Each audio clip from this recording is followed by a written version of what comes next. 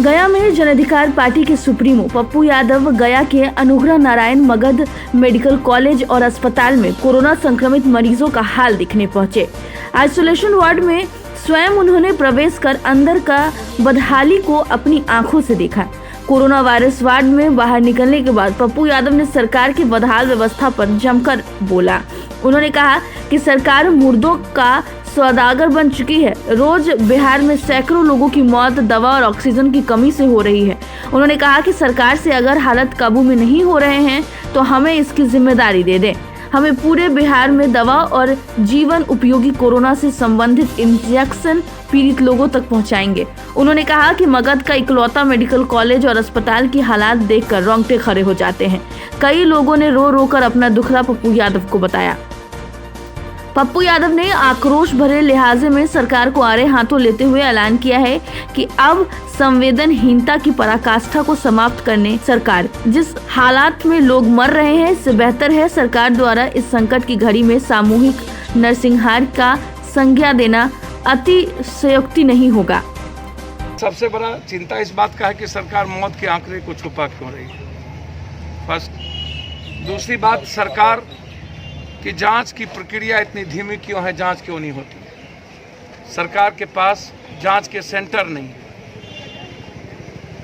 तो गया में 13,000 से लेकर के 15,000 के बीच अभी आंकड़ा आया है और 150 यहाँ। अब कुछ जगहों पर जहाँ प्राइवेट नर्सिंग होम जो लुटेरे लोग बैठे हैं, जहाँ ऑक्सीजन की ब्लैक मार्केटिंग हो रही है, कालाबाजारी हो रही है, लगभग ऑक्सीजन उन लोगों को जा रहा है जिनके पास वेंटिलेटर नहीं है। पूरे बिहार में 260 वेंटिलेटर है वहाँ। तो सरकार को ये बताना चाहिए कि आपके पास बेड की कोई व्यवस्था नहीं है, जिसके चलते रात रात भर पेशेंट बैठे रह जाते हैं, मर जाते हैं, लौट के चला जाता है। प्राइवेट नर्सिंग होम की क्या कैटेगरी है?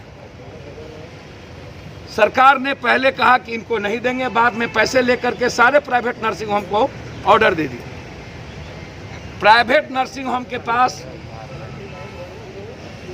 कोई भी दवाई नहीं है, डेक्सोना नहीं है, विटामिन सी नहीं है, वेंटिलेटर नहीं है, ऑक्सीजन वो चोरी पर करते हैं और जाते ही उनका पैकेज है 35,000 से लेके 1 लाख रुपया।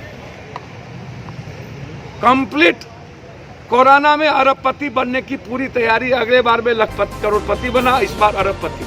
मेडिकल कॉलेज अस्पताल के अलावा जन अधिकार पार्टी के सुप्रीमो ने जयप्रकाश नारायण सदर अस्पताल का दौरा किया। इस दौरान बदहाल स्थिति को देखकर उन्होंने कहा कि मौत का सौदागर बन चुकी सरकार, अब तो शर्म करो। हर दिन मिनिमम 11-12 से 20 लाश यहाँ से जाती है हर दिन। ज्यादा अब 50 की बात हमारे लोग कर रहे हैं। अब आप सोचिए जिनका पेशेंट है वो 50 की बात कर रहे हैं। आपको आश्चर्य होगा, वेंटिलेटर यहाँ पर बंद है, खराब है, वेंटिलेटर नहीं के बराबर चल रहा है। आईसीयू रूम वार्ड में एक भी डॉक्टर नहीं जाते हैं चेक करने के लिए। एक भी सीनियर डॉक्टर टच करते नहीं है। बस नर्स एक बार जाके सुई लगा देगी, उसके बाद उसको जाने की जरूरत नहीं। पेशाब पड़ा हुआ है वार्ड में। अभी हमारे पत्रकार ने पेशाब देखा, वार्ड में पेशाब पड़े हुए हैं, बोतल में पेशाब पड़े हुए हैं। पूरा का पूरा किट्स वार्ड में है, पूरा का पूरा बड़ा बड़ा मोटरी बगल में यहाँ से वहाँ फेंका हुआ है।